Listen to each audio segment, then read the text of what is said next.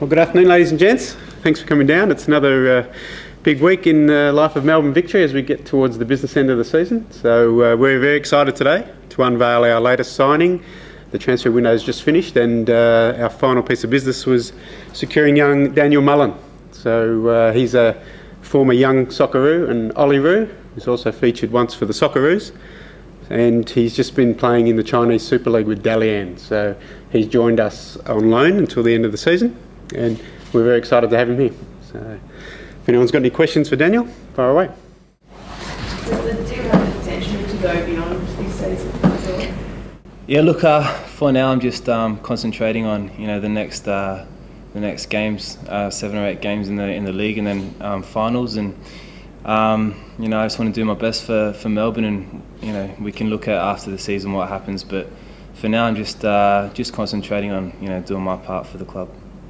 From the club perspective, we're very excited to have him on board till the end of the season. But we see Daniel as someone who, all things going well, we could see being at Melbourne Victory. He fits our demographic, if you like. He's at a good age, 23 years old, central defender who can play multiple positions.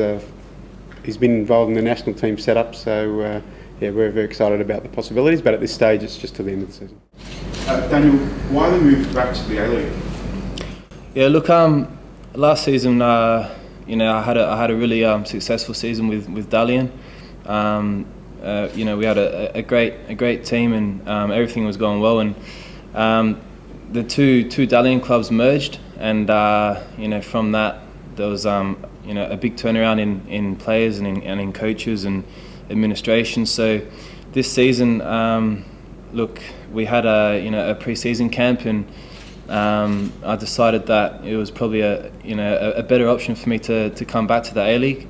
I can see myself improving at a club like Melbourne Victory, and under one of the best coaches in Australia as well.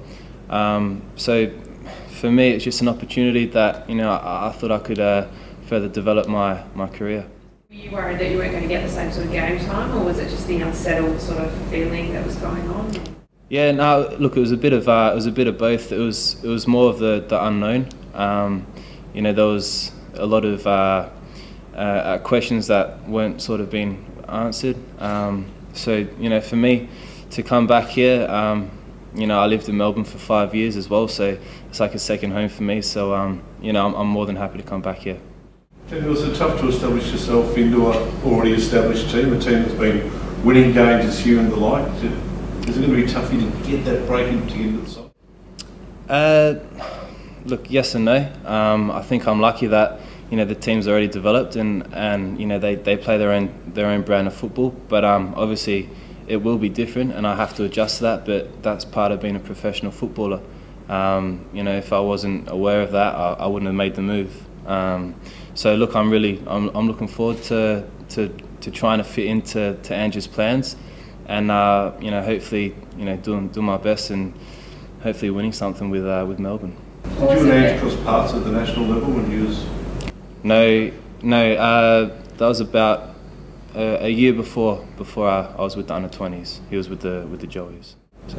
Is it fair to say that Daniel would play this weekend given the injuries to Ansel and those sorts of things? I think so, yes. We made a big effort to get his registration through, and we've got his international transfer certificate as well, so he will be eligible to play. Obviously he hasn't trained with the side yet. He had a bit of a blowout one-on-one with the strength and conditioning coach, hence the sweat on the brow. But no, we'd be looking, if all things being equal, to have him available for the weekend. Yeah. Are you ready to go, Daniel? Yeah, definitely. I've just come back from a 5-week pre-season in China, so anyone that's played in China knows what they're about. It's double sessions and plenty of games. So, if I'm required this week, I'm more than ready to step up. Daniel, how did the move to Victory come about? Were there other offers in the A-League, or were you determined to come back to Australia, or potentially were there offers in Asia that you considered as well? Yeah, no. Look, as soon as this offer came about, it was a no-brainer for me. So I didn't even consider anything else. Do you feel like you could walk straight into a championship side the way they're going? Yeah, absolutely. I mean, that's one of the reasons that I'm here. I'm young. I want to win something, and from watching the team over in China, they've got a great squad. as I said before, a great coach. So yeah, I'm looking forward to it, and hopefully it can be a successful season or end of the season for me as well. Do you think you'll be able to adapt to the Ange system as quick as you can? Yeah, look, I like to.